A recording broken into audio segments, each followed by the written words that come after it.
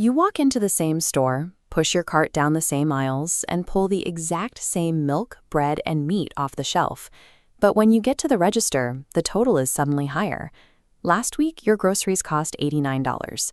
This week, they cost $97.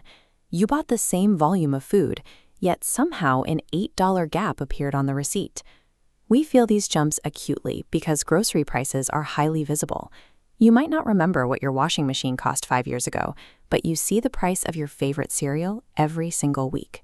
Research shows that this frequent, repeated exposure to grocery prices strongly shapes our overall perception of the economy. That strip of paper is highly subjective. It contains multiple hidden pricing systems operating at once, making your receipt a volatile, highly personal inflation tracker. When the government reports that food-at-home prices increased by 2.7%, it sounds like a rigid standard. But an individual household's experience rarely matches that exact number. The Consumer Price Index measures an average basket of goods across urban centers. It is designed to track broad trends, and the Bureau of Labor Statistics explicitly notes it does not reflect the exact purchases of any one family. Your household might rely heavily on beef and fresh tomatoes. Another family might buy mostly chicken, eggs, and gluten-free staples.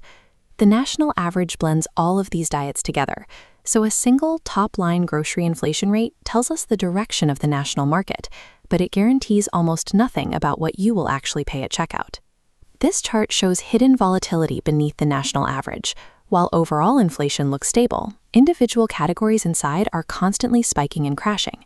In June 2026, eggs rose 4.3% in a single month, while coffee fell 2%.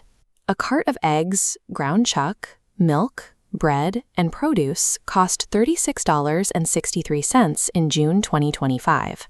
A year later, it rose 2.5%. Inside, ground chuck and tomatoes jumped, while eggs dropped 40%, canceling out. Because individual food categories are constantly moving in opposite directions, the idea of a stable, predictable baseline grocery cart is an economic illusion. The illusion gets stronger at the store shelf. When we regularly buy items on sale, we view that discounted cost as the normal baseline price. Last week, your pasta sauce was buy one, get one free, and your coffee had a digital coupon. This week, those offers expired. The regular shelf price hasn't moved a cent, but your personal transaction price spikes. Store loyalty programs add another layer of variance. Membership tiers and app-only accounts create entirely different pricing realities, meaning the person in line behind you could pay a different amount for the exact same item. Modern retail technology goes even further. The Federal Trade Commission has found that companies can use your location, browsing behavior, and purchase history to tailor specific offers to individual shoppers. Sales, coupons, and loyalty deals are temporary inventory adjustments. If you build your monthly budget around them, that budget is inherently unstable. Then there is the physical product itself. Sometimes the sticker price stays exactly the same, but the manufacturer shrinks the size of the box. This diagram shows the math behind shrinkflation. When an 18-ounce package drops to 16 ounces at the exact same retail price, you are paying significantly more per unit of food. Government Accountability Office data shows that while package downsizing makes up a small fraction of overall national inflation, it creates massive hidden price spikes for specific pantry staples like paper towels and coffee. Your cart is also heavily influenced by the calendar and the map. Fresh produce like tomatoes swings wildly in cost depending on winter harvests versus summer yields, and transportation costs vary drastically by region. Finally, as these prices shift, shoppers instinctively adapt. When beef gets too expensive, you buy chicken. When the name brand goes up, you grab the store brand. Between shrinking packages, seasonal harvest cycles, and your own budget-saving substitutions, you almost never purchase the exact same physical cart of groceries twice. Once you recognize these hidden pricing systems, you can use a simple 3-step method to cut through the retail illusions. Step 1 is to normalize the price.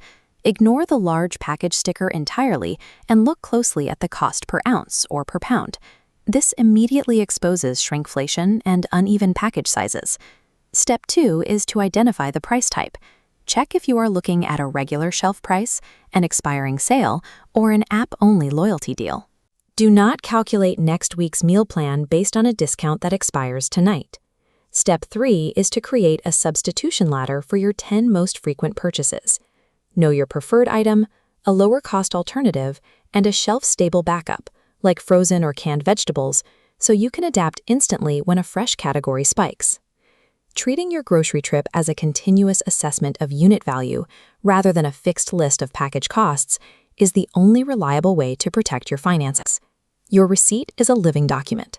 It shifts week to week because category prices diverge and promotions expire, while packages shrink. Shoppers try to avoid these hidden mechanics by purchasing staples in massive quantities. But does buying in bulk actually secure a better unit price, or does it quietly trick families into spending more overall? We'll break that down in our next video.